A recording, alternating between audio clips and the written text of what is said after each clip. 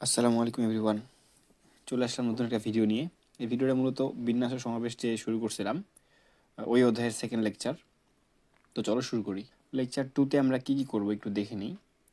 প্রথমে আমরা lecture 1-এ review করব, এরপর প্র্যাকটিস কিছু প্রবলেম করব, এরপর আমি স্বরবর্ণগুলো একত্রে থাকলে কীভাবে বিন্যাসটা হবে এবং স্বরবর্ণগুলো আলাদা থাকলে কী ধরনের বিন্যাস হবে এটা দেখব। স্বরবর্ণগুলো স্থান পরিবর্তন না করলে কী ধরনের বিন্যাস হবে এটা দেখব। স্বরবর্ণগুলি ক্রম পরিবর্তন না করলে বিন্যাস এটাও দেখব। স্বরবর্ণ ও ব্যঞ্জনবর্ণ আপেক্ষিক অবস্থান পরিবর্তন না করলে কী ধরনের বিন্যাস হয় এটাও দেখব। শেষে প্র্যাকটিস প্রবলেম করব এবং কিছু হোমওয়ার্ক আমি তোমাদেরকে দিব। এটা হচ্ছে আমাদের লেকচার 2-এর সামারি। প্রথমে আমরা করি লেকচার 1-এর রিভিউ। যে বেসিক ফর্মুলাগুলো করছিলাম এগুলো একটু রিভিউ করে নিই। দেখো, প্রথমে কি ছিল যে n সংখ্যক ভিন্ন ভিন্ন জিনিস থেকে সবগুলোকে নিয়ে ফ্যাক্টোরিয়াল n উপায় সাজানো যায়। আমরা জানি কোনো একটি ওয়ার্ড যেমন ট্রু, এই ওয়ার্ডটিকে কতভাবে সাজানো যায়, এটা হচ্ছে 1 2 3 4 ফ্যাক্টোরিয়াল 4 উপায়ে সাজানো যায়। ঠিক আছে। আচ্ছা, ফর্মুলা 2-এ কি বলছে যে n সংখ্যক ভিন্ন ভিন্ন জিনিস থেকে সবগুলোকে নিয়ে r সংখ্যক জায়গায় স্থাপন করলে npr উপায়ে সাজানো যায়। অর্থাৎ আমাদের সিট যদি থাকে 3টা এবং যাত্রী সংখ্যা যদি থাকে 5, তাহলে আমরা লিখবো হচ্ছে 5p3, যেটা আমরা গত লেকচারে দেখছিলাম। তো অনুরূপভাবে এই প্রথমটাকে কি লেখা যায় যে npn অর্থাৎ ফ্যাক্টোরিয়াল n। ঠিক আছে। এরপর হচ্ছে ফর্মুলা 3 কি ছিল যে n সংখ্যক জিনিসের p সংখ্যক জিনিস এক প্রকার, q সংখ্যক জিনিস দ্বিতীয় প্রকার, r সংখ্যক জিনিস তৃতীয় প্রকার এবং বাকি জিনিসগুলি ভিন্ন ভিন্ন হলে তাদের বিন্যাস সংখ্যা হচ্ছে factorial n divided by factorial p into factorial q into factorial r। এই যে নিচের যে অংশগুলো আছে এগুলো মূলত যেগুলো রিপিট হয়েছে ওই রিপিটেড বর্ণগুলার ফ্যাক্টোরিয়াল দ্বারা আমি ভাগ করছি। হ্যাঁ, আচ্ছা, এটা আমরা জানি। যেমন হচ্ছে আমরা শিখছিলাম যে ধরো ডিগ্রি নামে একটা ওয়ার্ড আছে, ডিগ্রি। তো এটাকে আমরা কত উপায় সাজাতে পারবো? দেখো, এটাতে মূলত n এর মান কত? এখানে n এর মান হচ্ছে 1 2 3 4 5 6। তাহলে এটা ফ্যাক্টোরিয়াল n ডিভাইডেড বাই, এখানে ই আছে কয়বার দেখো রিপিট হয়েছে, আমাদেরকে খুঁজে বের করতে হবে যে কোন কোন বর্ণগুলো রিপিট হয়েছে। এখানে দেখো ই রিপিট হয়েছে 3বার, কিন্তু তাহলে আমরা নিচে কি করব? ফ্যাক্টোরিয়াল 3 ভাগ করে দিব। অন্য কোনো বর্ণ রিপিট হয়েছে? না, অন্য কোনো বর্ণ রিপিট হয় নাই, দ্যাটস ওয়াই আমরা এখানেই রাখবো। তো এটাই হচ্ছে আমাদের এই ডিগ্রি শব্দটাকে আমরা মূলত এই এত সংখ্যক উপায়ে সাজাতে পারবো। এটা আমাদের অ্যান্সার। এবং ফ্যাক্টোরিয়াল n ইজ ইকুয়াল আসলে n into n-1 into n-2 into n-3 হয়ে ডট ডট ডট যতক্ষণ পর্যন্ত 1 না আসবে ততক্ষণ পর্যন্ত আমরা বিয়োগ করতেই থাকবো। এবং npr এর অর্থ হচ্ছে factorial n divide by n-r factorial. আশা করি গত লেকচারের এইসব রিভিউ তোমরা বুঝতে পারছো। তোমরা যদি প্রথম লেকচারটা দেখে না থাকো তাহলে আমি কমেন্ট সেকশনে এবং নিচে ডিসক্রিপশনে প্রথম লেকচারের লিঙ্ক দিয়ে দিব, তোমরা প্রথম লেকচারটা করে তারপরে এই ক্লাসটা করিও। আচ্ছা, প্র্যাকটিস প্রবলেম। তো আমরা আগে যে ম্যাথগুলো করছিলাম সেখানে ছিল এমন যে ম্যাথমেটিক্স, এই ম্যাথমেটিক্স যে সবগুলো বড় হাতের অক্ষরযুক্ত ম্যাথমেটিক্স শব্দটা, এটার বিন্যাস করলে কি হয় দেখো। এটাতে মূলত বর্ণ আছে কয়টা? 1 2 3 4 5 6 7 8 9 10 11টা। তাহলে আমি ফ্যাক্টোরিয়াল 11 আগে লিখবো, এরপর দেখবো যে কোন কোন অক্ষর রিপিট হয়েছে সেগুলা দিয়ে আমি ভাগ করে দেবো। এই যে আমাদের ফর্মুলা 3-এর মতো, এই যে এটার মতো। আচ্ছা দেখো, তাহলে এখানে এম আছে কয়বার? একবার দুইবার, তাহলে ফ্যাক্টোরিয়াল 2 দ্বারা ভাগ করব। এ আছে দুইবার, ফ্যাক্টোরিয়াল 2 দ্বারা আবার ভাগ করব এবং টি আছে দুইবার, ফ্যাক্টোরিয়াল 2 দ্বারা ভাগ করব। ঠিক আছে, এটা হচ্ছে আমাদের এই ম্যাথের অ্যান্সার। কিন্তু এই ম্যাথটা দেখো তো এখানে কি বলছে। এখানে দেখো এম আছে বড় হাতের এবং বাকি সবগুলো আছে ছোট হাতের। তাহলে মূলত এখানে এম আর ছোট হাতের এম কিন্তু সেম না। এখানে এম এবং এই এম সেম, কারণ দুইটাই ক্যাপিটাল লেটারে ছিল। কিন্তু এখানে যেহেতু একটা এম বড় হাতে একটা এম ছোট হাতে, তাই এই দুইটাকে আমরা একটা ধরতে পারবো না। দ্যাটস ওয়াই এই শব্দটির বিন্যাস মূলত এমন হবে যে ফ্যাক্টোরিয়াল 11 ডিভাইড বাই, দেখো এখানে এ আছে দুইবার, ছোট হাতের এ আছে একবার দুইবার, তাহলে ফ্যাক্টোরিয়াল 2 দ্বারা ভাগ। আবার টি আছে দুইবার, যে একবার এই দুইবার, টি আছে দুইবার, তাহলে ফ্যাক্টোরিয়াল 2 দ্বারা ভাগ। এটাই এখানকার মূলত অ্যান্সার। আমি আবারও বলতেছি যে এখানে মূলত আমরা এক্সট্রা এম এর জন্য ফ্যাক্টোরিয়াল 2 দ্বারা ভাগ করতে পারতেছি না, কারণ দেখো এখানে মূলত এই ছোট হাতের এম কিন্তু বড় হাতের এম এর মতো দেখতে না। এরা যদি সিমেট্রিক্যাল হইতো দেখতে, একই হইতো দেখতে, তাহলে কিন্তু আমরা এখানে ফ্যাক্টোরিয়াল 2 দ্বারা ভাগ করতাম। যেহেতু এরা আলাদা, একটা বড় হাতে একটা ছোট হাতে, তাই আমরা এখানে মূলত ফ্যাক্টোরিয়াল 2 দ্বারা ভাগ করতেছি না। তো এটা আমাদের মাথায় রাখতে হবে। এই ক্ষেত্রে সম্ভব হয়েছে কারণ এই ক্ষেত্রে এম এবং এই এম দুইটাই বড় হাতে ছিল। এই এমটা যদি ছোট হাতের হইতো, ছোট হাতের এম হইতো, তাহলে কিন্তু আমরা এখানে ফ্যাক্টোরিয়াল 2 দ্বারা ভাগ করতাম। ঠিক আছে, কিন্তু মূলত এটা বড় হাতের এম, তাই ছোট হাতের এমের সাথে কোনো মিল নেই। দ্যাটস ওয়াই আমরা মূলত এতগুলো উপায় সাজাতে পারবো। আশা করি বুঝতে পারছো। প্রথমে চলে আসি এই প্রবলেমটাতে। এটা মূলত কেতাবউদ্দিন স্যারের বই থেকে নেওয়া এবং আমি ট্রাই করবো কেতাবউদ্দিন স্যারের বইটাই ফলো করা। তো তোমরা অন্য কোনো বই যদি ফলো করে থাকো তাহলে তোমরা একটু মিলাই নিও। সবগুলো বই মোটামুটি একই ধরনের ম্যাথ দেওয়া থাকে, তবে কিছু কিছু ম্যাথ আলাদা থাকে, ওই ম্যাথগুলো তোমরা এক্সট্রাভাবে একটু প্র্যাকটিস করে নিও, তাহলেই কভার হয়ে যাবে। আমরা শিখছিলাম যে N P R is equal factorial N divide by factorial N minus R. এখানে কি বলছে যে 2n+1 pn+1 is to 2n pn+2 is equal 5:2 হলে n এর মান কত। তাহলে আমাদের এইটা থেকে n এর মানটা বের করতে বলছে। তাহলে আমি যদি এই ইস টু মানে হচ্ছে ভাগ, যেমন আমরা জানি যে 5:2 এর মানে হচ্ছে 5/2। তাহলে আমি একটু এটাকে সহজ ভাষায় লেখার চেষ্টা করি, তাহলে এটাকে মূলত আমি এভাবে লিখতে পারবো। আচ্ছা, এখন আমরা এই যে পিটা আছে এই পিটাকে আমরা এইভাবে এলাবোরেট করার চেষ্টা করব, এরপর আমরা বাকি স্টেপগুলো নিব। এখানে দেখো, যখন আমরা শিখছিলাম যে এন পি আর উপরে হয়েছে এন ফ্যাক্টোরিয়াল, নিচে হয়েছে এন মাইনাস আর ফ্যাক্টোরিয়াল, তাহলে উপরে আমি এন ফ্যাক্টোরিয়াল লিখবো। এখানে মূলত এইটা হচ্ছে এন আমাদের, তাহলে নিচে কি আসতেছে যে এটা মূলত এন এবং এটা হচ্ছে আর, তাহলে উপরে ফ্যাক্টোরিয়াল এন মানে হচ্ছে ফ্যাক্টোরিয়াল 2n, এবং যেহেতু এটা আর তাহলে আমি এই এন থেকে আরটা বিয়োগ দিয়ে দিব, তাহলে এন হচ্ছে আমাদের 2n এবং আর যদি বিয়োগ দিই তাহলে হবে এইটা ইকুয়াল 5/2। ভাগটাকে যদি আমি গুণ আকারে লিখি তাহলে আমি এভাবে লিখতে পারবো। আচ্ছা, এরপর দেখো আমাদের এখানে ফ্যাক্টোরিয়াল 2n+1 আছে এবং এখানে আছে ফ্যাক্টোরিয়াল 2n। তো আমি চাইলে এটাকে দেখো এই সূত্র যদি আমি আনি যে factorial n is equal n into n-1 into n-2 factorial এভাবে আগাবে। তো আমি যদি এই 2n+1কে যদি আমি এভাবে কমাতে থাকি তাহলে কী হবে দেখো, তাহলে হবে এরকম যে 2n+1 ইন্টু 2n+1-1, কারণ এইটুকু ওটাকে n মনে করি যে n-1। আশা করি বুঝতে পারতেছো। তাহলে এখানে পরেরটা কী হবে n-2, তাহলে n কি এখানে 2n+1-2, হ্যাঁ ফ্যাক্টোরিয়াল এই পর্যন্ত আমি রাখলাম। নিচে দেখো এখানে ফ্যাক্টোরিয়াল n আছে, তো ফ্যাক্টোরিয়াল nকে চাইলে আমি এভাবে লিখতে পারবো ফ্যাক্টোরিয়াল n-2 ফ্যাক্টোরিয়াল। এটা আমি কেন করলাম আমি দেখাচ্ছি এটা কেন করলাম। দেখো এখানে অনুরূপভাবে এখানে আমরা দেখো 2n-কে কী লিখতে পারবো, 2n-কে চাইলে আমরা লিখতে পারবো এভাবে যে 2n গুণ 2n-1 ফ্যাক্টোরিয়াল ইজ ইকুয়াল 5/2। আমি এটা কেন করলাম, আমি মূলত এটাকে কাটাকাটি করে দেওয়ার জন্য এইভাবে নিয়ে আসলাম। তাহলে দেখো কি দাঁড়াচ্ছে শেষে, উপরে থাকতেছে হচ্ছে 2n+1, 2n এখানে থাকতেছে 2n, এখানে থাকতেছে হচ্ছে 2n-1 ফ্যাক্টোরিয়াল, নিচে থাকতেছে n into n-1 into n-2 factorial into উপরে থাকতেছে হচ্ছে n-2 divided by 2n into 2n-1 factorial is equal 5/2। দেখো আমি যে ভাঙে আমার লাভ হলো যে আমি এখান থেকে এই 2n এবং এই 2n কাটাকাটি করে দিতে পারবো। এই ফ্যাক্টোরিয়াল n-2 এই ফ্যাক্টোরিয়াল n-2 আমি কাটাকাটি করতে পারবো, ফ্যাক্টোরিয়াল 2n-1 এবং ফ্যাক্টোরিয়াল 2n-1 আমি কাটাকাটি করে দিতে পারবো। দেখো এখানে মূলত আমাদের ফ্যাক্টোরিয়ালগুলো তুলে দিতে হবে, কেন, কারণ আমাদের এখানে n এর মান জিজ্ঞাসা করছে, এখানে n এর মান হচ্ছে আমাদের আননোন। তো n এর মান যে আননোন, এখানে মূলত আমরা ফ্যাক্টোরিয়াল রাখতে পারবো না, যতদূর সম্ভব ফ্যাক্টোরিয়ালগুলো তুলে দিতে হবে, তাই মূলত আমি এগুলাকে বিস্তার করলাম। তো তুমি তোমার মতো করে এই ফ্যাক্টোরিয়ালকে ভাঙায় সামনের দিকে নিয়ে যায় কাটাকাটি করবা, যে যার মতো করে করবা, আলটিমেটলি আমাদের একটা জেনারেল ফর্মেট আসবে, সেটা হচ্ছে এমন 2n+1 divide by n into n-1 is equal 5/2। এখন এটাকে যদি আমরা সলভ করি, এখানে n এর মান ইজ ইকুয়াল টু বের করা খুবই ইজি হয়ে যাবে আশা করি। তোমরা চাইলে ক্যালকুলেটর ইউজ করে করতে পারো, আমি করে দিচ্ছি। তাহলে এটা করলে n এর দুইটা মান আসে, যেহেতু দ্বিঘাত সমীকরণ তাহলে অবশ্যই দুইটা মান আসবে, একটা মান হচ্ছে 2 এবং একটা মান হচ্ছে -1/5। আমরা জানি যে ঋণাত্মক সংখ্যার মূলত ফ্যাক্টোরিয়াল মান হয় না, তাই আমরা এই মানটা নিতে পারতেছি না, তাহলে আমাদের n এর মান হচ্ছে 2, এটাই আমাদের অ্যান্সার। আশা করি বুঝতে পারছো। পরবর্তী ম্যাথে দেখো কি বলছে, এই ম্যাথটাও আগের ম্যাথের মতো করেই করছে। এখানে n এর মানটা মূলত unknown, n is equal what বের করতে বলছে আমাদেরকে। তো আমরা কি করব, আবার আগের মতোই করব। এখানে n-1 উপরে লিখবো হচ্ছে n-1 ফ্যাক্টোরিয়াল, নিচে হচ্ছে আমাদের সূত্র মোতাবেক n(p(r) is equal factorial n divide by n-r factorial. তো এখানে যেহেতু n হচ্ছে n-1, তাই আমি এখানে n-1 লিখবো -3 ফ্যাক্টোরিয়াল অনুপাত n+1 factorial divided by n+1 সম্পূর্ণটা একটা এবং -r, r এর মান কত, r এর মান এখানে 3, এখানেও 3, তাহলে এটাও একটা ফ্যাক্টোরিয়াল ইজ ইকুয়াল 5:12।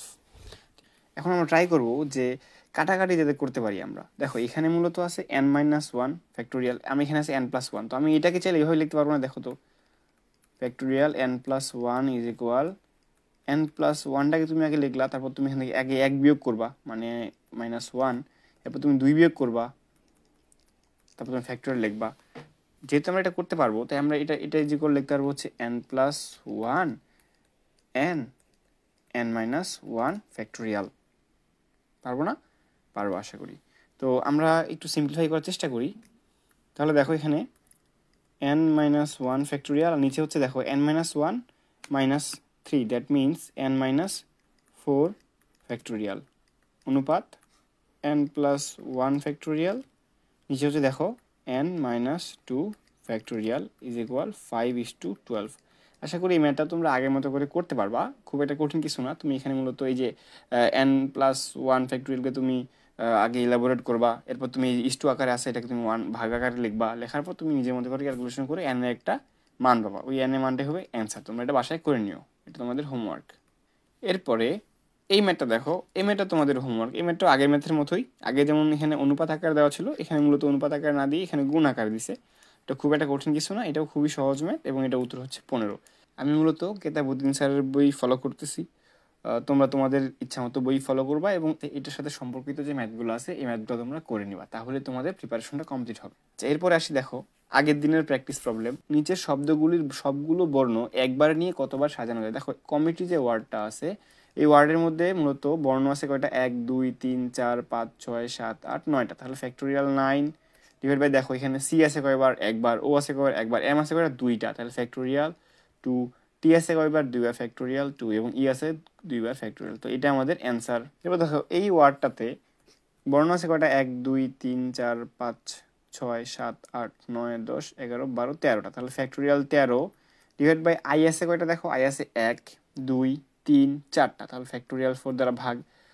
এম আছে কয়টা, 1 2 2টা, ফ্যাক্টোরিয়াল 2 দ্বারা ভাগ। এখন দেখো এখানে আর কোনো ওয়ার্ড কি রিপিট আছে? এখানে দেখো এফ আছে একটা, টি আছে একটা, এম আছে একটা, এল আছে একটা, তাহলে আর কোনো বর্ণ রিপিট নাই, দ্যাটস ওয়াই এটাই আমাদের answer. Factorial 13 divide by factorial 4 into factorial 2। এরপর আমরা এই ওয়ার্ডটা হচ্ছে প্রপোর্শন। দেখো এখানে 1 2 3 4 5 6 7 8 9 10টা বর্ণ আছে, তাহলে ফ্যাক্টোরিয়াল 10 ডিভাইড বাই পি আছে কয়বার, 1 2টা, তাহলে ফ্যাক্টোরিয়াল 2 দ্বারা ভাগ। আর আছে কয়টা, 1 2টা, ফ্যাক্টোরিয়াল 2 দ্বারা ভাগ। ও আছে কয়টা, 1টা 2টা 3টা, ফ্যাক্টোরিয়াল 3 দ্বারা ভাগ। অন্য কোনো বর্ণ রিপিট নাই, দ্যাট মিনস এটা আমাদের অ্যান্সার। আশা করি তোমরা বুঝতে পারছো এবং আগের দিনের লেকচার থেকে মূলত আমরা এই প্র্যাকটিসগুলো করতেছি। এরপর পরের প্র্যাকটিস প্রবলেমটা দেখো যে কী বলছে। দেখাও যে বরিশাল শব্দটির বর্ণগুলো একত্রে নিয়ে যত প্রকারে সাজানো যায় রাজশাহী শব্দটির বর্ণগুলি একত্রে নিয়ে তার 4 গুণ উপায়ে সাজানো যায়। তাহলে আমরা আগে দেখব যে বরিশালকে মূলত কত উপায় সাজানো যায়, এটা আমরা আগে দেখি, সলিউশন করি আমরা। তো বরিশাল শব্দটিতে বর্ণ আছে কয়টা, 1 2 3 4 5 6 7টা, তাহলে ফ্যাক্টোরিয়াল 7। এখানে রিপিটেড বর্ণ কয়টা আছে দেখো, এ আছে কয়টা, 1 2টা, তাহলে ফ্যাক্টোরিয়াল 2 দ্বারা ভাগ। এখানে আর কি কোনো বর্ণ রিপিট হয়েছে? না, আর কোনো বর্ণ রিপিট হয় নাই। আমরা ক্যালকুলেটরের সাহায্যে ফ্যাক্টোরিয়াল 7 এবং ফ্যাক্টোরিয়াল 2 এর মানটা এখানে বসাবো। ক্যালকুলেটরে ফ্যাক্টোরিয়াল 7 কীভাবে তুলব? প্রথমে আমরা ক্যালকুলেটরের ভগ্নাংশটা নিয়ে নিব, এরপর উপরে আমরা 7 লেখার পর শিফট এক্সের উপর যে ইনভার্স চিহ্নটা সেটা চাপ দিব, তাহলে ফ্যাক্টোরিয়াল চিহ্নটা চলে আসবে। নিচে আবার সেম করব কি, 2 লিখবো এবং শিফট ফ্যাক্টোরিয়াল চিহ্ন দেবো, তারপর ইকুয়াল দেবো। দেখতেছি এটার উত্তর হচ্ছে 2520। তাহলে ফ্যাক্টোরিয়াল 7 ডিভাইড বাই ফ্যাক্টোরিয়াল 2 এর মান হচ্ছে 2520। এরপর কি বলছে যে রাজশাহী শব্দটির বর্ণগুলো একত্রে নিয়ে তার 4 গুণ উপায়ে সাজানো যায়। তাহলে রাজশাহী যে শব্দটা আছে এই শব্দটাকে যদি আমরা বিন্যাস করি তাহলে কতগুলো বিন্যাস পাবো দেখো। এখানে বর্ণ আছে কয়টা, 1 2 3 4 5 6 7 8টা বর্ণ আছে এখানে, ফ্যাক্টোরিয়াল 8। এবং নিচে দেখো এ আছে কয়টা, এ আছে একটা 2টা, তাহলে ফ্যাক্টোরিয়াল 2 দ্বারা ভাগ। অন্য কোনো বর্ণ কি রিপিট আছে দেখো তো এখানে, হ্যাঁ এইচ এখানে রিপিট আছে, তাহলে এইচ আমরা 2 দ্বারা আবার ফ্যাক্টোরিয়াল 2 দ্বারা ভাগ করে দেখবো যে আসলে ফলাফলটা কত আসতেছে। আবারও আমি এখানে একটা ভগ্নাংশ নিয়ে আসলাম, এরপর আমি উপরে ফ্যাক্টোরিয়াল 8 চিহ্নটা আনবো, এরপর নিচে আসবো, এরপর ফ্যাক্টোরিয়াল 2 দ্বারা আমি 2 বার ভাগ করব। উত্তর আসতেছে 10,080। 10,080 ডিভাইড বাই 2520 ইজ ইকুয়াল 4 হচ্ছে। দ্যাট মিনস যে আসলেই 4 গুণ উপায়ে সাজানো যায়, এটা আমাদের অ্যান্সার। তোমরা করবা কি, তোমরা এখন এটা তো বইয়ের ম্যাথ, তোমরা বইয়ের যে সলিউশনটা সেটা আগে দেখবা যে আসলে কোন কোন বাক্য ইউজ করা হয়েছে। তোমরা অবশ্যই বাক্যগুলো পরীক্ষা খাতায় ভালো করে লিখবা। এরপর তোমাদের কিছু হোমওয়ার্ক দেই। দেখো কেতাবুদ্দিন স্যারের বইয়ের নাম্বারটা কি বলছে, যে প্রমাণ করো যে আমেরিকা শব্দটির বর্ণগুলো একত্রে নিয়ে বিন্যাস সংখ্যা কানাডা শব্দটির বর্ণগুলো একত্রে নিয়ে বিন্যাস করার 21 গুণ। তোমরা কি করবা, তোমরা আগে আমেরিকা শব্দটির বিন্যাস বের করবা, এরপর কানাডা শব্দটার বিন্যাস বের করবা। বিন্যাস বের করে তুমি দেখাই দিবা যে হ্যাঁ আসলে এটা 21 গুণ, তাহলে তোমরা এটা পারবা। এফ নাম্বারটা কি বলছে, যে আমেরিকা শব্দটির বর্ণগুলো একত্রে নিয়ে যত প্রকার সাজানো যায় ক্যালকাটা শব্দটির বর্ণগুলো একত্রে নিয়ে তার দ্বিগুণ উপায়ে সাজানো যায়। তোমরা সেম ভাবেই ম্যাথটা করবা, তুমি আগে আমেরিকার বিন্যাসটা বের করবা, এরপর ক্যালকাটা বিন্যাসটা বের করবা, দেখবা যে আসলে এখানে মূলত কতগুলা বর্ণ রিপিট হয়েছে। যে নিয়মে আমরা একটু আগে করছি ওই নিয়মেই করবা, করার পর তুমি দেখা দিবা আসলে দ্বিগুণ হচ্ছে। হ্যাঁ, অনুরূপভাবে তোমরা এই GHI সবগুলা ম্যাথই করে ফেলবা, সবগুলাই বোর্ডে কোনো না কোনো একবার আসছিল এবং এগুলা বইয়েরই ম্যাথ। আজকের লেকচারের একটা গুরুত্বপূর্ণ টপিক হচ্ছে স্বরবর্ণগুলি একত্রে থাকলে বিন্যাস, অর্থাৎ কোনো একটা ওয়ার্ড পারমিউটেশন, এই যে একটা ওয়ার্ড দেওয়া আছে এই ওয়ার্ডের যে অক্ষরগুলি আছে এই অক্ষরগুলিকে কত উপায়ে সাজানো যায় যেন স্বরবর্ণগুলি একত্রে থাকে। আমরা এতদিন বের করছি যে যে কোনো অক্ষর যেদিকে যাক ওইটা কোনো ম্যাটার করতো না, আমাদের কাছে বিন্যাস হইলে হইতো, কিন্তু এবার আমাদেরকে ওরা শর্ত ধরাই দিছে যে স্বরবর্ণগুলো একত্রে থাকবেই। তাহলে এখানে স্বরবর্ণ কী কী আছে দেখো, IUAIO। তাহলে আমি এগুলাকে আলাদাভাবে আগে লিখি IUAI এবং ও। যেহেতু তারা বলছে যে স্বরবর্ণগুলো একত্রে থাকবে, তো আমি একটা কাজ করি, এই স্বরবর্ণগুলোকে আমরা আঠা দিয়ে লাগাই দিই, লাগাই একটা মাত্র লেটার চিন্তা করি, একটা মাত্র বর্ণ চিন্তা করি এবং বাকি বর্ণগুলো লিখি এখানে আমি। আচ্ছা, তো আমি মনে করি যে এই যে আমাদের স্বরবর্ণগুলো যেহেতু এর একত্রে থাকবে তাই ধরে নিই এই গোটাটাই একটা বর্ণ, তাহলে এটা আমাদের একটা বর্ণ। এখানে কয়টা আছে, 1 2 3 4 5 6, তাহলে এখানে 6টা এবং এখানে একটা, যেহেতু এরা সবাই একসাথে মুভ করবে, যদি এরা মাঝখানে যায় তাহলে এরা সবাই একসাথে যাবে, যদি এরা শেষে বসে তাহলে সবাই শেষেই বসবে। তাহলে আমরা এটাকে একটা বর্ণ চিন্তা করবো আর এখানে আছে 6টা বর্ণ, তাহলে মোট কয়টা বর্ণ আমাদের 7টা, তাহলে ফ্যাক্টোরিয়াল 7। কিন্তু এখানে আমাদের দেখো টি 2বার আছে, দ্যাটস আমরা এখানে ফ্যাক্টোরিয়াল 2 দ্বারা ভাগ করব। তাহলে এটা কি আমাদের বিন্যাস? না, এটা আমাদের বিন্যাস না। আমাদের আরেকটু বিষয় আছে, দেখো এখানে আমাদের PRMTTN এরা কিন্তু একে অন্যের ধরো যে অনেকভাবে বিন্যাস হতে পারে, এবং আমরা ধরে নিচ্ছি যে IUAIO এই যে আমাদের স্বরবর্ণ সবগুলা স্বরবর্ণ আছে এদেরকে আমরা একটা বর্ণ চিন্তা করছি, কিন্তু এটা তো এমন হতে পারতো দেখো যে UEAIO, অথবা এমন হতে পারতো OIEU এমন হতে পারতো, এমন হতে পারবে। দ্যাট মিনস যে আমাদের যে স্বরবর্ণগুলো আছে এরা নিজেদের মধ্যেও কিন্তু বিন্যাস হতে পারে। তো এরা নিজেদের মধ্যে কীভাবে বিন্যাস হতে পারে আমরা প্রথম লেকচারে শিখছিলাম যে আমাদের লেটার আছে কটা, 1 2 3 4 5টা, তাহলে ফ্যাক্টোরিয়াল 5 উপায়ে এরা সাজতে পারে। তাহলে আমরা অবশ্যই গুণন বিধি অনুযায়ী এখানে ফ্যাক্টোরিয়াল 5 দ্বারা গুণ করে দেব, তাহলে এটা আমাদের কাঙ্ক্ষিত অ্যান্সার। অর্থাৎ পারমিউটেশন শব্দটির অক্ষরগুলোকে আমরা কত উপায় সাজাতে পারবো যেন স্বরবর্ণগুলো একত্রে থাকে, সেটা হচ্ছে factorial 7 divide by factorial 2 into factorial 5। Again ধরো একটা ওয়ার্ড আছে আশিক, তোমাকে বলা হলো যে এই আশিক শব্দটির অক্ষরগুলোকে কত উপায় সাজানো যায় যেন স্বরবর্ণগুলো একত্রে থাকে। তাহলে তুমি আগে এখানকার স্বরবর্ণগুলোকে আইডেন্টিফাই করবা, তুমি আগে লিখবা যে সেটা হচ্ছে এ এবং আই। তাহলে বাকি থাকলো কি কি, বাকি থাকতেছে হচ্ছে এস, এইচ এবং কে। তাহলে এ আর আইকে তুমি দুইটাকে একটা মাত্র বর্ণ চিন্তা করো এবং এখানে আরও 3টা বর্ণ আছে, তাহলে তুমি এই সম্পূর্ণটাকে তুমি মূলত ফ্যাক্টোরিয়াল 4 আকারে সাজাতে পারবা। এখানে কি আর কোনো রিপিটেড কোনো লেটার নাই, ফ্যাক্টোরিয়াল 4 আকারে সাজাতে পারবা। কিন্তু এ এবং আই এরা যে দুইটা অক্ষর আছে, দুইটা অক্ষর কিন্তু নিজেদের মধ্যে বিন্যাস হতে পারে, যেমন আই আগে বসতে পারে এবং এ পরে বসতে পারে, এমনও কোনো একটা বিন্যাস হতে পারে। দ্যাটস ওয়াই আমরা এখানে ফ্যাক্টোরিয়াল 2 দ্বারা গুণ করবো, তাহলে এটা আমাদের কাঙ্ক্ষিত অ্যান্সার। এখন যদি আমাদেরকে বলে যে স্বরবর্ণগুলো একত্রে না থাকে তাহলে কি হবে, এর অর্থ হচ্ছে আমাদের আগে যেমন স্বরবর্ণগুলো IUAIO এই যে 5টা স্বরবর্ণ ছিল এর মধ্যে আগে একত্রে ছিল, এখন আমাদেরকে বলছে যে এরা একত্রে থাকতে পারবে না। তাহলে আমরা একটু সহজভাবে চিন্তা করার চেষ্টা করি। দেখো পারমিউটেশন যে শব্দটা আছে এই শব্দটাকে আমরা নর্মালি বিন্যাস করি, নর্মালি বিন্যাস করলে কি পাইতাম আমরা, দেখো এখানে বর্ণ আছে কয়টা, 11টা, এবং রিপিটেড বর্ণ আছে কয়টা, দেখো এখানে মূলত টি আছে 2টা, তাহলে ফ্যাক্টোরিয়াল 2 দ্বারা ভাগ। তাহলে এটা হচ্ছে আমাদের নর্মালি, এটা ইনজেনুইন যখন আমরা পারমিউটেশন শব্দটির অক্ষরগুলোকে সাজাই তখন আমরা এটা পাই। কিন্তু এটা থেকে যদি আমরা স্বরবর্ণগুলো একত্রে থাকে যতগুলা বিন্যাস আছে সবগুলা বিন্যাস বিয়োগ দিই, তাহলে আমরা কি হবো, স্বরবর্ণগুলো একত্রে না থাকা বিন্যাস। আমি কি কথাটা বুঝাতে পারছি? আবারও বলতেছি যে আমাদের পারমিউটেশন যে শব্দটা আছে এই শব্দটাকে তুমি নর্মালি বিন্যাস করো, কত পাচ্ছ? তুমি পাচ্ছ হচ্ছে ফ্যাক্টোরিয়াল 11 ডিভাইডেড বাই ফ্যাক্টোরিয়াল 2। এখান থেকে তুমি যদি আগের স্লাইডের factorial 7 divided factorial 2 into factorial 5 বিয়োগ করে তাহলে কী হবে দেখো, এই যে সংখ্যাটা আছে এই বিন্যাসটা মূলত সর্বর্ণ একত্রে থাকার বিন্যাস।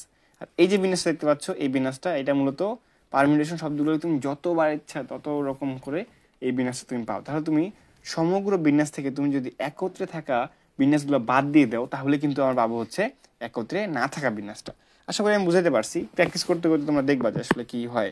তো এটা বিয়োগ করে দিবা, তাহলে এটা আমাদের কাঙ্ক্ষিত উত্তর। তো তোমরা চাইলে ক্যালকুলেটর দিয়ে মানটা এখানে বের করে দেখাতে পারো, আমি দেখালাম না। এরপরে টপিক দেখো কি বলছে, যে স্বরবর্ণগুলি স্থান পরিবর্তন না করলে বিন্যাস। তাহলে এই সেম পারমিউটেশন যে ওয়ার্ডটা আছে এই ওয়ার্ডটার যে স্বরবর্ণগুলো আছে এরা যদি স্থান পরিবর্তন না করে, এর অর্থ হচ্ছে ই যেখানে আছে ই এখানেই ফিক্স থাকবে, ইউ যেখানে আছে ইউ এখানেই থাকবে, এ যেখানে আছে এ সেখানে থাকবে, আইও যেখানে আছে আইও সেখানেই থাকবে। অর্থাৎ পারমিউটেশন যে শব্দটা আছে এই শব্দটার ই, ইউ, এ, আই এবং ও এরা হচ্ছে ফিক্স, এরা হচ্ছে এই জায়গা থেকে নড়তে পারবে না, আর এই জায়গা থেকে ফিক্স থাকবে। বাদ বাকি পি, আর, এম, টি, টি, এন এরা হচ্ছে একে অন্যের অবস্থান পরিবর্তন করে এরা মূলত বিন্যাস করবে। অর্থ হচ্ছে ই, ইউ, এ, আই, ও যেহেতু এরা অবস্থান পরিবর্তন করতে পারবে না তাই এরা মূলত বিন্যাসে অংশগ্রহণ করবে না।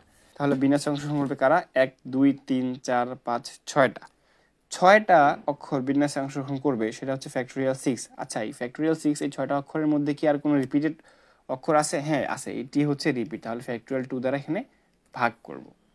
আশা করি বোঝাতে পারছি। এখানে যে স্বরবর্ণগুলো আছে এই স্বরবর্ণগুলো স্থান পরিবর্তন করে নাই, দ্যাট মিনস এরা বিন্যাসে অংশগ্রহণ করবে না, এরা এই জায়গাতে দাঁড়ায় থাকবে।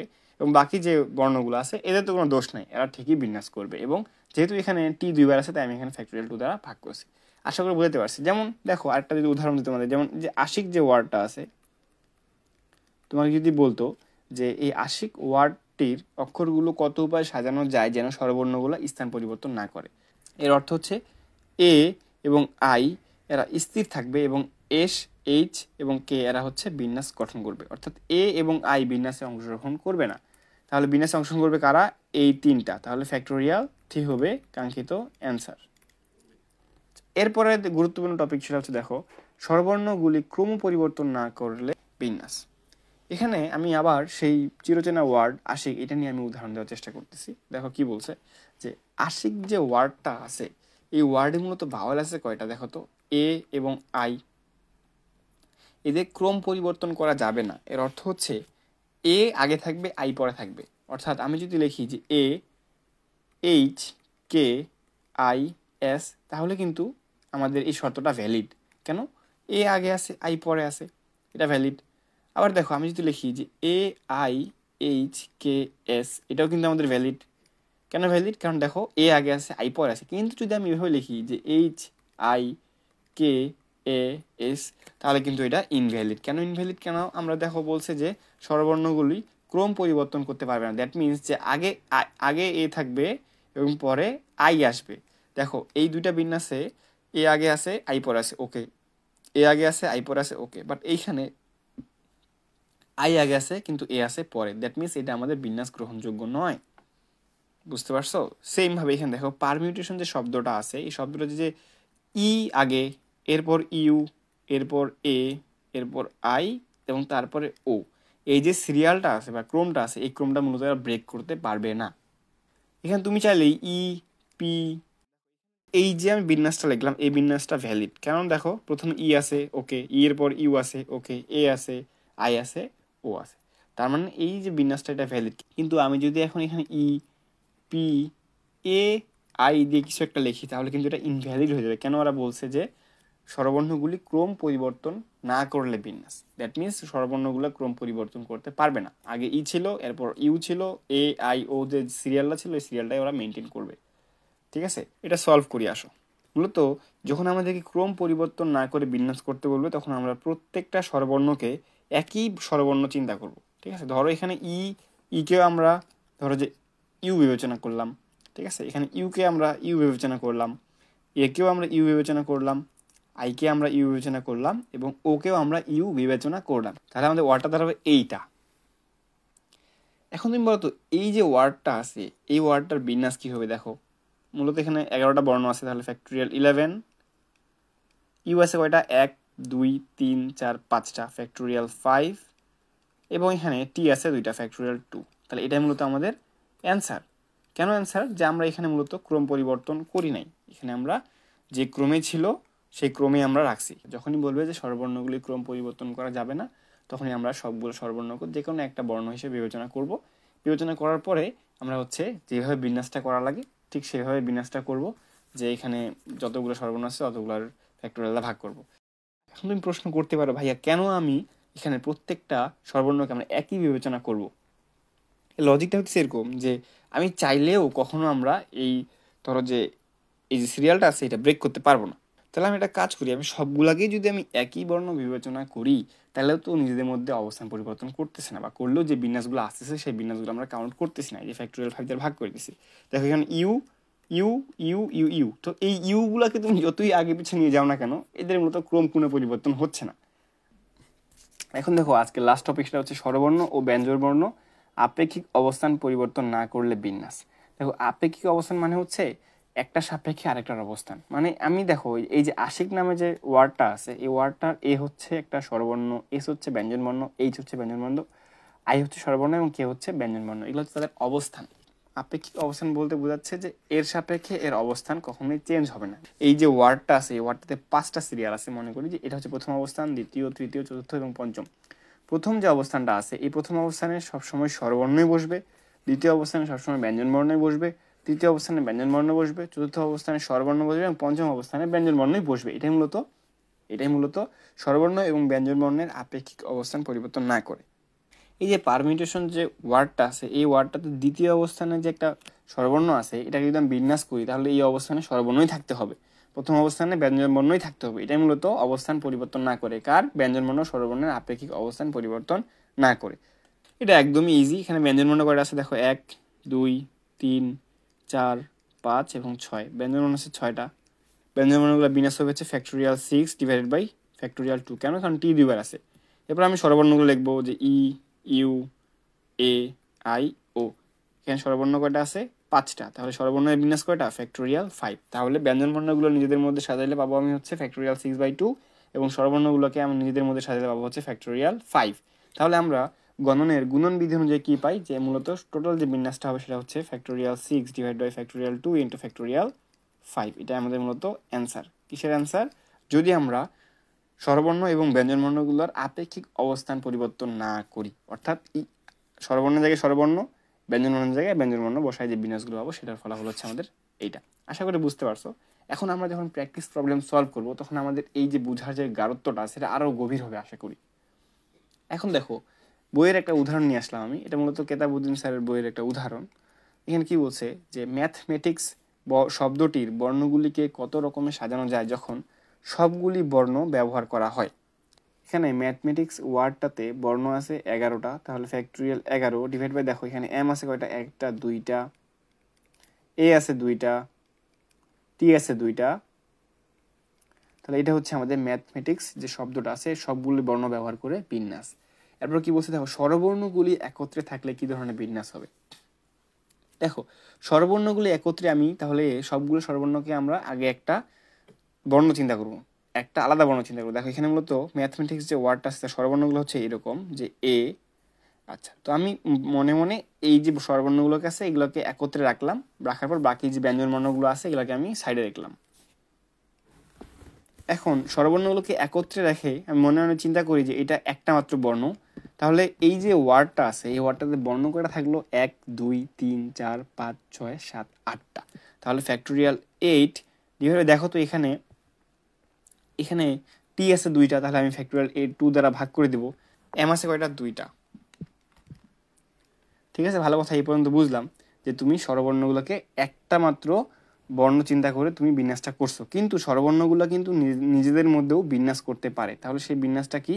1 2 3 4 ফ্যাক্টোরিয়াল 4 ডিভাইড বাই দেখো এখানে এ আছে 2টা, দ্যাটস ওয়াই আমি ফ্যাক্টোরিয়াল 2 দ্বারা ভাগ করে দেবো। তাহলে এটা হচ্ছে আমাদের এই যে বি নাম্বারটার অ্যান্সার। এরপর কি বলছে দেখো যে স্বরবর্ণগুলি একত্রে না থাকলে কি ধরনের বিন্যাস হবে। তাহলে সি নাম্বারটা যদি আমি সলভ করি, আমাদের নর্মালি বিন্যাস হয় 11 factorial divided by factorial 2 into factorial 2 into factorial 2 minus স্বরবর্ণগুলি একত্রে থাকে কতগুলো? একত্রে থাকে মূলত এটা মূলত এই তুমি নর্মাল বিন্যাস থেকে বিয়োগ করে দিলে তুমি একত্রে না থাকাগুলো পাবা, বুঝতে পারছো? তাহলে আমি এটা মূলত বিয়োগ করে দেবো, factorial 8 divide by factorial 2 into factorial 2 into factorial 4 divide by factorial 2। এটাই মূলত আমাদের সি নাম্বারের অ্যান্সার। তো তোমরা ক্যালকুলেটরে এই মানগুলো একটু বসাই দিয়ে যে মানটা আসবে সেটা একটু বসাই নিও। আমরা সেই বিন্যাসগুলো বের করবো যে বিন্যাসগুলোর সামনে আই থাকবে। তাহলে দেখো এখানে ম্যাথমেটিক্স যে ওয়ার্ডটা আছে, আমি এই যে আইটাকে একদম সামনে একদম তুমি সেট করে দাও। তাহলে এখানে দেখো আই হচ্ছে এখানে ফিক্স, দ্যাট মিনস যে আই মূলত বিন্যাসে অংশগ্রহণ করবেই না। বিন্যাসে অংশগ্রহণ করে মূলত এই পরের বর্ণগুলো। তো মোট বর্ণ কয়টা? 10টা। এবং এখানে এম আছে কয়টা? 2 বার, টি আছে 2 বার এবং এ আছে 2 বার। এটা হচ্ছে আমাদের আইকে প্রথম স্থানে ফিক্স করে দিলে মূলত এত রকম উপায়ে সাজানো যায়। আশা করি ডি নাম্বারটা বুঝতে পারছো। এরপর দেখো ই নাম্বারটা কি বলছে, যে প্রথমে টি এবং শেষে টি থাকলে, এর অর্থ হচ্ছে এই যে আমাদের 2টা টি ছিল, এই 2টা টিকে আমরা একদম সামনে এবং শেষে একদম ফিক্স করে দিব। আগেরটার মতোই, আগে যেমন আমরা আইটাকে ফিক্স করছি, এখন আমরা টিটাকে ফিক্স করবো। তাহলে টিটাকে আমরা এখানে ফিক্স করে দিলাম এবং বাকি বর্ণগুলো লিখি। তো জেনুইনলি দেখো, একটু কমন সেন্স খাটাও। এখানে টি এবং টি ফিক্স, তাহলে আমাদের 11টা বর্ণের মধ্যে 2টা বর্ণ ফিক্স। তাহলে এই 2টা বর্ণ মূলত বিন্যাসে অংশগ্রহণ করবে না। তাহলে অংশগ্রহণ করবে কয়টা? এই মাঝখানে 9টা। তাহলে এই যে টি 2টাকে সামনে ফিক্স করে, সামনে এবং পিছনে ফিক্স করে দিলে বিন্যাস হবে হচ্ছে ফ্যাক্টোরিয়াল 9 ডিভাইড বাই এম আছে 2 বার, এ আছে 2 বার। এটা মূলত আমাদের অ্যান্সার। এরপর এফ নাম্বারটা কি বলছে দেখো, 2টি এম 2টি এ এবং 2টি টি একত্রে থাকলে কি ধরনের বিন্যাস আমরা পাবো। তাহলে আমরা একটু ম্যাথমেটিক্স ওয়ার্ডটাকে একবার লিখি। এই যে ম্যাথমেটিক্স যে ওয়ার্ডটা আছে, এই ওয়ার্ডটা 2টা এমকে আমরা এক জায়গায় ধরো যে আঠা দিয়ে লাগাই দেবো, 2টা একে আমরা এক জায়গায় আঠা দিয়ে লাগাই দেবো এবং 2টা টিকে আমরা এক জায়গায় আঠা দিয়ে লাগাই দেবো। তাহলে কী হবে দেখো, ধরো এই যে 2টা এম, তারপর ধরো যে 2টা এ এবং 2টা টি, এদেরকে আমি আলাদা আলাদাভাবে আঠা দিয়ে লাগাই দিলাম। তাহলে অবশিষ্ট কী থাকতেছে? H E I C S. এখানে ধরো যে এই যে এম এ এরা হচ্ছে এই জায়গায় সংযুক্ত আছে, ভালো কথা। তাহলে এখানে 2টা এম মূলত একটা বর্ণ হিসেবে আচরণ করবে, 2টা এ মূলত এখানে একটা বর্ণ হিসেবে আচরণ করবে এবং 2টা টি এখানে একটা বর্ণ হিসেবে আচরণ করবে। তাহলে এই যে আজগুবি একটা ওয়ার্ড তৈরি হয়েছে, এই ওয়ার্ডটার মূলত কয়টা বর্ণ আছে যারা বিন্যাসে অংশগ্রহণ করতে পারবে? 1 2 3 4 5 6 7 8। তাহলে মূলত এর বিন্যাস হবে ফ্যাক্টোরিয়াল 8 ডিভাইড বাই, দেখো এদের মধ্যে কি কোনো রিপিটেড কোনো বর্ণ আছে? নাই। তাহলে আমাদের এর উত্তর হচ্ছে ফ্যাক্টোরিয়াল 8। আমি আবার রিপিট করতেছি যে এখানে দেখো এম 2টাকে একখানে রাখতে বলছে। তাহলে তুমি 2টা এমকে এখানে এক জায়গায় বেঁধে দাও, 2টা একে এক জায়গায় বেঁধে দাও, 2টা টিকে এক জায়গায় বেঁধে দাও। এদেরকে যখন তুমি এক জায়গায় বেঁধে দিবা 2টা এমকে, তখন কিন্তু এরা একে অন্যের স্থান পরিবর্তন করবে না, বা করলেও খুব একটা লাভ নাই। কেন লাভ নাই? কারণ 2টা একই মূলত। এমকে তুমি সামনে লেখো, এই এমকে তুমি সামনে লেখো কি পিছনে লেখো একই। তার মানে এদের মধ্যে কোনো বিন্যাস হচ্ছে না, এদের মধ্যে কোনো বিন্যাস হচ্ছে না, এদের মধ্যে বিন্যাস হচ্ছে না। কিন্তু এরা 2টা এম একসাথে কিন্তু অবস্থান পরিবর্তন করতেছে, করে ধরো এইচ এর মধ্যে ঢুকে গেল অথবা ই এর মধ্যে ঢুকে গেল। 2টা এম যখন ঢুকবে তখন 2টা এম একসাথে ঢুকবে। তো এইটা বিন্যাস মূলত ফ্যাক্টোরিয়াল 8 হবে। আমরা এই বিন্যাস ও সমাবেশ অধ্যায়ে যখন ম্যাথগুলো করবো, আমাদের যে সূত্র আছে, সূত্র জানার পাশাপাশি আমাদের একটু কমন সেন্সটাও কাজে লাগাইতে লাগবে। স্বরবর্ণগুলি ক্রম পরিবর্তন না করে, এই যে এই ম্যাথটা আমরা দেখছিলাম যে স্বরবর্ণগুলো ক্রম পরিবর্তন না করতে পারে, মানে হচ্ছে এ এই ফার্স্টটা থাকবে, এরপর থাকবে ই, এরপর থাকবে আবার এ, তারপর আই, তারপর আবার আই, এই পর্যন্ত থাকবে। তাহলে আমরা একটা কাজ করব, আমরা সবগুলা স্বরবর্ণকে একটা স্বরবর্ণ বিবেচনা করব। That means M A T H A M A T A C S. আমরা সবগুলা স্বরবর্ণকে একটা বর্ণ বিবেচনা করব। যদি একটা বর্ণ হিসেবে বিবেচনা করছি, তাহলে এই শব্দটির বিন্যাস হবে কি দেখো, অক্ষর আছে 11টা, এম আছে কয়টা? 2টা, এ আছে কয়টা? 1 2 3 4টা, ফ্যাক্টোরিয়াল 4 দ্বারা ভাগ হবে, টি আছে 2টা, ফ্যাক্টোরিয়াল 2। ম্যাথমেটিক্স যে ওয়ার্ডটা আছে, এই ওয়ার্ডটার সবগুলা স্বরবর্ণ ক্রম পরিবর্তন না করে যে বিন্যাস হবে সেটা হচ্ছে এইটা। এবার এইচ নাম্বারটা কি বলছে, যে স্বরবর্ণগুলি স্থান পরিবর্তন না করলে, স্বরবর্ণগুলি যেই স্থানে আছে সেই স্থানে স্থির থাকবে, যার ফলে তারা বিন্যাসে অংশগ্রহণ করতে পারবে না। তাহলে দেখো তো কি হচ্ছে, ব্যঞ্জনবর্ণ কয়টা এখানে? ব্যঞ্জনবর্ণ মূলত 1 2 3 4 5 6 7টা। তাহলে এখানে উত্তর হবে ফ্যাক্টোরিয়াল 7। কেন ফ্যাক্টোরিয়াল 7? বাকি যে 6টা স্বরবর্ণ আছে, এই স্বরবর্ণগুলো মূলত বিন্যাসে অংশগ্রহণই করতেছে না, ওরা ওদের জায়গাতেই স্থির থাকতেছে, এবং বাকি এরা এখানে স্থির থাকার পর মূলত M T H M T C S এরা মূলত একে অন্যের স্থান পরিবর্তন করে বিন্যাস করতেছে। কিন্তু দেখো ফ্যাক্টোরিয়াল 7 এখানে শেষ না, এখানে মূলত এম আছে 2বার, টি আছে 2বার, তাহলে তুমি অবশ্যই এখানে ফ্যাক্টোরিয়াল 2 এবং ফ্যাক্টোরিয়াল 2 দ্বারা ভাগ করে জিনিসটাকে সমান করে দিবা। এরপর দেখো আই নাম্বারটা কি বলছে, যে স্বরবর্ণ ও ব্যঞ্জনবর্ণ আপেক্ষিক অবস্থান পরিবর্তন না করে। এর অর্থ হচ্ছে যেই জায়গাতে স্বরবর্ণ ছিল সেই জায়গাতে স্বরবর্ণই থাকবে, যেই জায়গায় ব্যঞ্জনবর্ণ ছিল সেই জায়গায় ব্যঞ্জনবর্ণ থাকবে। তাহলে এটা কি হবে দেখো, এখানে মূলত ব্যঞ্জনবর্ণগুলো আগে নিজেদের মধ্যে বিন্যাস করবে। ব্যঞ্জনবর্ণ কয়টা? এখানে 7টা, ফ্যাক্টোরিয়াল 7 ডিভাইড বাই দেখো এম আছে 2টা, ফ্যাক্টোরিয়াল 2, টি আছে 2টা, ফ্যাক্টোরিয়াল 2 ইনটু স্বরবর্ণগুলো নিজেদের মধ্যে বিন্যাস করবে এ এ আই ই। ঠিক আছে, তো কয়টা স্বরবর্ণ এখানে? স্বরবর্ণ মূলত 1 2 3 4টা, ফ্যাক্টোরিয়াল 4, কিন্তু এ আছে এখানে 2টা, তাহলে ফ্যাক্টোরিয়াল 2 দ্বারা ভাগ। তাহলে এটা যেটা উত্তর আসবে সেটাই আমাদের কাঙ্ক্ষিত অ্যান্সার। প্রথম 4টি স্থানে স্বরবর্ণগুলি থাকবে, এটা হচ্ছে আমাদের প্রশ্ন। তাহলে এই যে ম্যাথমেটিক্স যে ওয়ার্ডটা আছে, এই ওয়ার্ডের প্রথম 4টি স্থানে স্বরবর্ণগুলোকে আমরা স্থির করে দিব, স্বরবর্ণগুলোকে আমরা নিয়ে আসবো। প্রথম 4টি স্থানে স্বরবর্ণগুলোকে আমরা নিয়ে আসবো, তাহলে নিয়ে আসি এ এ ই এবং আই। এরপর বাকি ব্যঞ্জনবর্ণগুলো এখানে লিখে দিব। আচ্ছা, এইখানে এই স্বরবর্ণগুলো তুমি যতভাবে বিন্যাস করো না কেন এরা এই জায়গা থেকে নড়বে না, এরা এই প্রথম চারটি স্থানেই থাকবে। তাহলে এই প্রথম 4টি নিজেদের মধ্যে একটা বিন্যাস করবে, তাই না? যেমন এই প্রথম 4টি তুমি চাইলে বলো যে এইটা চাইলে শেষে আসলো, এইটা ফার্স্টে আসলো, এরকম হইতে পারে। এভাবে বিন্যাস করতে পারে কয়টা? বিন্যাস করতে পারে মূলত ফ্যাক্টোরিয়াল 4 ডিভাইড বাই ফ্যাক্টোরিয়াল 2। কেন ফ্যাক্টোরিয়াল 2 তে ভাগ করলাম? এখানে এ আছে 2টা, এটা আমরা জানি যে কেন মূলত ভাগ করতে হয়। রিপিটেড থাকলে অবশ্যই ওই রিপিটেড সংখ্যাটা ফ্যাক্টোরিয়াল দ্বারা ভাগ করতে হয়। এবং এই যে 7টা ব্যঞ্জনবর্ণ আছে, এই ব্যঞ্জনবর্ণ নিজেদের মধ্যে কীভাবে বিন্যাস করবে? Factorial 7 divide by factorial 2 factorial 2। কেন? এই যে এম আছে 2টা, টি আছে 2টা। তাহলে আমরা গণনার গুণন বিধি অনুযায়ী পাই যে আমরা কি করব, ফ্যাক্টোরিয়াল 7 এটা দ্বারা ফ্যাক্টোরিয়াল 4 ডিভাইড বাই ফ্যাক্টোরিয়াল 2 ভাগ করে দিলে আমরা কাঙ্ক্ষিত অ্যান্সারটা পেয়ে যাব। আশা করি তোমরা উদাহরণ 2 বুঝতে পারছো, এবং উদাহরণ 2 রিলেটেড যে ম্যাথগুলো আছে এই ম্যাথগুলো তোমরা বাসায় হোমওয়ার্ক করবা। এই যে সেই হোমওয়ার্কগুলো দেখো কি বলছে, যে 3 এ ইঞ্জিনিয়ারিং শব্দটির সবকটি বর্ণকে কত প্রকার সাজানো যায় তা নির্ণয় করো। এটা তো একদম ইজি। এরপর কি বলছে, যে তাদের কতগুলিতে 3টি ই একত্রে থাকবে। তাহলে তোমরা কি করবা, এই যে 3টা ই আছে 3টাকে একত্রে নিয়ে এসে একটা বর্ণ চিন্তা করবা, বর্ণ চিন্তা করে তুমি বিন্যাসটা বের করবা। আশা করি এটা পারবা। এটা পারবা। কি বলছে দেখো, চিটাগাং শব্দটির বর্ণগুলিকে কত রকমকে বিন্যাস করা যায় যখন স্বরবর্ণগুলি একত্রে থাকে। তুমি স্বরবর্ণগুলোকে একত্রে একটা মাত্র বর্ণ চিন্তা করবা এবং বাকিটা করতে পারবা। আশা করি এই ম্যাথটা পারবা। দেখো, স্বরবর্ণগুলি পাশাপাশি রেখে টেকনোলজি শব্দটির বর্ণগুলি কত উপায়ে সাজানো যায়, স্বরবর্ণগুলোকে তুমি পাশাপাশি রাখবা। ঠিক আছে, এই যে ম্যাথগুলো আছে সবগুলো ম্যাথ তোমরা বাসায় করো, কিংবা কেতাবুদ্দিন স্যারের বই বাদ দিয়ে তোমরা যে অক্ষরপত্র বা রূপন্তী প্রকাশনী বা এসি আহমেদ যে কোনো রাইটারের বই তোমরা পড়ো না কেন, তোমরা বাসায় এই যে সম্পর্কিত ম্যাথগুলো আছে এই ম্যাথগুলো তোমরা প্র্যাকটিস করে নিবা। কোনো ম্যাথ যদি না পারো তাহলে কমেন্ট সেকশনে জানাও, ম্যাথটা সলভ করে দেবো ইনশাআল্লাহ।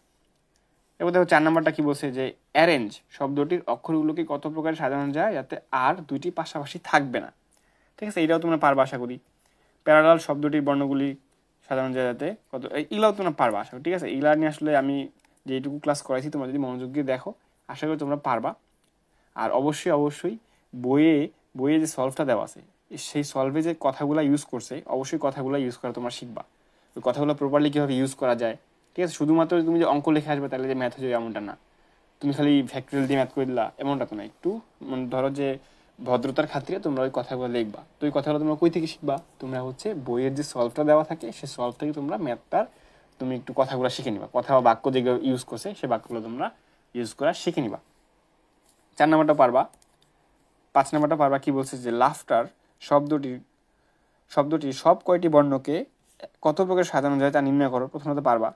তাদের কতগুলিতে এল দ্বারা শুরু হবে, তুমি তাহলে এলটাকে সামনে ফিক্স করে দিবা, বাকিগুলোতে বিন্যাস করবা, শেষ। 6 নাম্বারটা কি বলছে দেখো, যে মিলেনিয়াম শব্দটি সব কয়টি বর্ণকে কত প্রকার সাজানো যায় তা নির্ণয় করো। তাদের কতগুলিকে প্রথমে শেষে এম থাকবে, এটাও আমরা করছি। স্বরবর্ণগুলি ক্রম পরিবর্তন না করে এক্সামিনেশন বর্ণগুলি দ্বারা কতগুলি শব্দ গঠন করা যাবে। দেখো, এটা মূলত কি করবা, যে স্বরবর্ণগুলোকে যে কোনো একটা স্বরবর্ণ বিবেচনা করে নর্মালি যেভাবে বিন্যাস করো সেভাবে। দেখো, এটা ইজি খুব। দেখো, আমি যদি এটাকে E X E M E N T E E N এন। দেখো এটা আসলে কে দেখলে বলবে আমি পাগল হয়ে গেছি। আসলে জিনিসটা এরকম না, আমি হচ্ছে সবগুলো স্বরবর্ণকে একটা স্বরবর্ণ বিবেচনা করছি, করার পর এইটাকে তুমি যখন বিন্যাস করবা, দেখো কয়টা বর্ণ আছে, 1 2 3 4 5 6 7 8 9 10 11টা, তাহলে ফ্যাক্টোরিয়াল 11। এখানে ই আছে কয়টা দেখো, 1 2 3 4 5 6টা, ই আছে 6টা। আর কি কোনো বর্ণ রিপিট আছে এখানে দেখো তো? হ্যাঁ, এখানে এন আছে 2টা, তাহলে ফ্যাক্টোরিয়াল 2 দ্বারা ভাগ করবা, তাহলে দেখবা যে এই উত্তরটা চলে আসবে। অনুরূপভাবে তুমি বি নাম্বারটাও করবা, ইঞ্জিনিয়ারিং শব্দটি কত উপায়ে সাজানো যায় ক্রম না পরিবর্তন করে।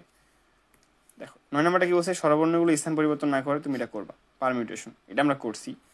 10 নাম্বারটা কি বলছে, ক্রম পরিবর্তন না করে, স্থান পরিবর্তন না করে এবং স্বরবর্ণের ও ব্যঞ্জনবর্ণের আপেক্ষিক অবস্থান পরিবর্তন না করে ডিরেক্ট শব্দটি কত উপায়ে সাজানো যায় সেটা দেখতে হবে। তো আমি এই সবগুলো টাইপই তোমায় করে দিছি, ক্রম পরিবর্তন না করলে কি হয়, স্থান পরিবর্তন না করলে কি হয় এবং ব্যঞ্জনবর্ণ স্বরবর্ণের আপেক্ষিক অবস্থান পরিবর্তন না করলে কি হয় তুমি পারবা। এবার দেখো 11 নম্বর কি বলছে, যে পস্টেজ শব্দটি সব কয়টি বর্ণকে কত উপায়ে সাজানো যেতে পারে যাতে স্বরবর্ণগুলো জোর স্থান দখল করবে। দেখো জোর স্থান বলতে এইটা এইটা এইটা জোর স্থান, ঠিক আছে। প্রথম, তৃতীয়, পঞ্চম, সপ্তম এই স্থানগুলো হচ্ছে বিজোড় স্থান। দ্বিতীয়, চতুর্থ, ষষ্ঠ এবং অষ্টম এরা হচ্ছে তোমার জোর স্থান। আশা করি বুঝতে পারছো। তো লেকচার 2 এখানেই শেষ। তো লেকচার 2 এর পর তোমাদের হাতে আসলে অনেক বেশি কাজ। তোমরা যতগুলা টাইপের ম্যাথ তোমাদেরকে করাইলাম আজকে, সবগুলা টাইপই তোমরা বাসায় প্র্যাকটিস করবা। আল্লাহ হাফেজ।